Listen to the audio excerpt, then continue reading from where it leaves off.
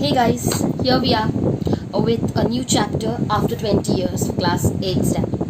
Okay, in the previous two classes, we have done the Coromandel Fissures and Invictus, and today we are doing after 20 years. Right now, this is a prose chapter, and it's by O. Henry. So before we begin with the chapter, let's see a little bit about the writer, because the writer is the most integral part of this chapter. Why? Because this is one of those writers whose work is more influenced by his own life. So, O. Henry, is it a name? That's not a name. His name is William Sidney Potter. I have mentioned here William Sidney Potter. O. Henry is the pen name, pseudonym, under the name what he used to write. Now why? Why did William Sidney Potter write under the name of O. Henry and why not William Sidney Potter? That's a story. Now a little bit about O. Henry. O. Henry or William Sidney Potter is an American writer, rather was an American writer. He received some formal education when he was small from his aunt's school. Not much, he was an orphan, so couldn't afford too much. But later on he left, and when he was studying, when he was getting the knowledge or learning in his aunt's school, that was the place where he developed love for reading, for books. But later at the age of 15, he left school and he went to work in a drugstore, a medicine shop, to earn his living. He was not a person born with a silver spoon in his mouth. He had to dig his own wealth to have his share of water. So he used to work. Later on, after some time, he worked in a bank as a teller. Teller, if you have been to a bank, you see the person who, when you go to collect money from the bank, the one who sits in a cubicle and he gives you money, that is a teller. He deals with money. He deals with cash. So he was working as a teller. And in that phase, he had embezzled some funds. Embezzle means he did some kind of fraud with the fund. Probably he had taken some fund for himself, which is definitely wrong. So he did a crime. He did embezzlement of fund, fraudulent with money in the bank, because of which he was imprisoned, because of which he was sentenced for 5 years of jail. So for 5 years he was in prison, and it was there in the prison where he had wrote many of his short stories, and amazing short stories. Okay, he has written many of his stories, and when he was writing from the prison, he took to the pseudonym of O. Henry, because probably there was a kind of itch in his mind that if he writes under the name of William Sidney Potter, and people will know that he is a cheat, a person who has embezzled funds, not a right person, so people may not read his books, and he wanted people to read his books because that was how he could make some money for his own life, for his family, whatever. So he wrote under the pen name of O. Henry. So people did not know who O. Henry was. It was quite later they came to know that O. Henry was nobody else but William Sidney Potter. So he started writing under the pen name of O. Henry. So if you see, maximum stories of O. Henry reflect his own life.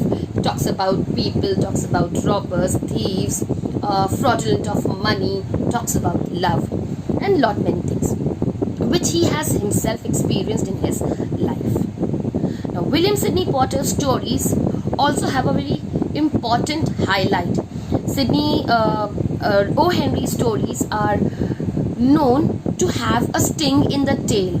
See, written here, stories have a sting in the tail. Now, what is sting in the tail?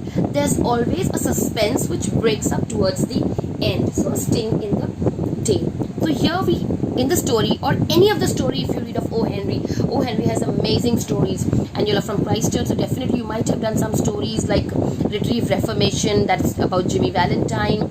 Then if you look at the book of your class 9, there's a lovely story by Hearts and Hands.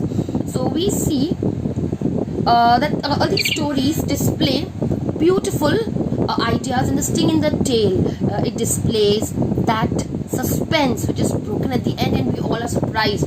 So his stories always have a surprise element which actually takes us into a move towards the end. Here also we have something like that. So in this story, let's see what happens here. I will read the chapter, and I will, along with the reading, I will explain the things. Even if you're not able to take down the notes at this moment, I'll click the pictures of the notes and send it in the group, so you can copy it from the pictures what will be sent to you, which will be quite easier enough. Okay, so let's begin with the chapter. Now, before I begin with the chapter, I'll just tell you a brief thing, that the story is about two men, two friends who had promised to meet each other after 20 years. Probably when they were very young, they had separated and they decided that they're going to meet each other after 20 years. And that was a promise they had to keep, to meet after 20 years. And now, it's after 20 years that they have come to this place, they have to meet each other. And they meet. They made the promise, they keep the promise, and they have come to meet each other. But do they really meet each other? What exactly happens? That is our story. Let's begin with the story. The policeman on the beat moved up the avenue impressively. The impressiveness was habitual and not for show. For spectators were few. The time was barely 10 o'clock at night, but chilly gust of wind with a taste of rain in them had kept people off the streets. Trying doors as he went, twirling his club, turning now and then to cast his watchful eye down the thoroughfare. The officer made a fine picture of a guardian of peace. So what is it? In the first paragraph we see there's a police officer. Okay, and this police officer is moving up and down. Beat is an area of an officer. Avenue is a broad road. And this officer is impressively moving up and down the road because he's on duty. He's on duty to keep a watch, to check the road, whether everything is fine or not. So his impressiveness was habitual and not for show. For spectators were few. That means the behavior, dedicated officer who's trying, checking everything. Very dedicatedly he's doing his duty. And this was not for show off. He was an officer who was actually dedicated to his duty, who was doing his duty well, and it was not for show. Why? Because spectators were few. That means people who could look at him onto us. So when somebody is looking at us, we try to give our best, and when nobody is looking, then we are okay, chalo fine, it's okay. But here nobody was there to keep an eye on him. Still he was doing his duty dedicatedly. This shows that he was a very dedicated officer. The time was barely 10 o'clock at night, so it was 10 o'clock at night. But how was the weather? It was chilly gusted, cold blow of wind with a taste of rain. So it was night 10 o'clock and it was quite cold and the winds were blowing and it seemed as if very soon it's going to rain, taste of rain in them, because of which people kept off the street. So it was quite cold, it seemed as if it's going to rain shortly, and that's the reason why people kept away from streets, rather stay at home. If it will rain, it's very cold, so better to stay home. So people were hardly anyone could be seen on the road except for this officer. The entire road was empty. Only this officer was there doing his duty. Trying doors as he went, twirling his club, turning now and then to cast his watchful eye down the thoroughfare. The officer made a fine picture of the guardian of peace. So, trying doors means checking the doors, and twirling, that is taking quick glance of here and there, whether everything is fine, is there any suspicious thing going on, anybody like that. He was constantly watching, his watchful eyes, alert eyes. Where? Through the thoroughfare. The thoroughfare is the main road, the highway. So every now and then he's moving, he's keeping an eye, who is going, who is coming, whether everything is fine, everything is safe and sound. He made a perfect picture of the guardian of peace. Guardian of peace, one who maintains peace, one who maintains and takes care of peace. So this is about the officer. So we find that this officer to be a very dedicated person. Okay, the next paragraph we move on to is, when about midway of a certain block, policeman suddenly slowed his walk. In the doorway of a darkened hardware store, a man leaned, fiddling with a matchbox.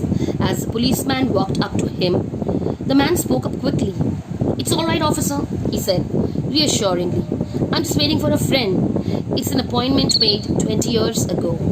About that long ago, there used to be a restaurant where the store stands. Big Joe, Brady's restaurant."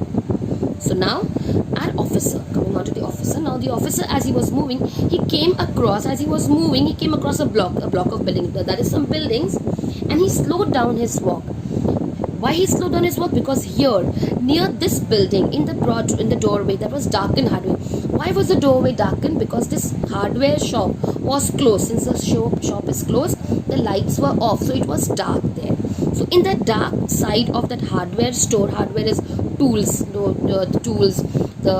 which is used for tools, screwdriver, hammer, all these are tools. So the hardware store was there, and the store was closed, so the outside was dark, and there was a man standing there.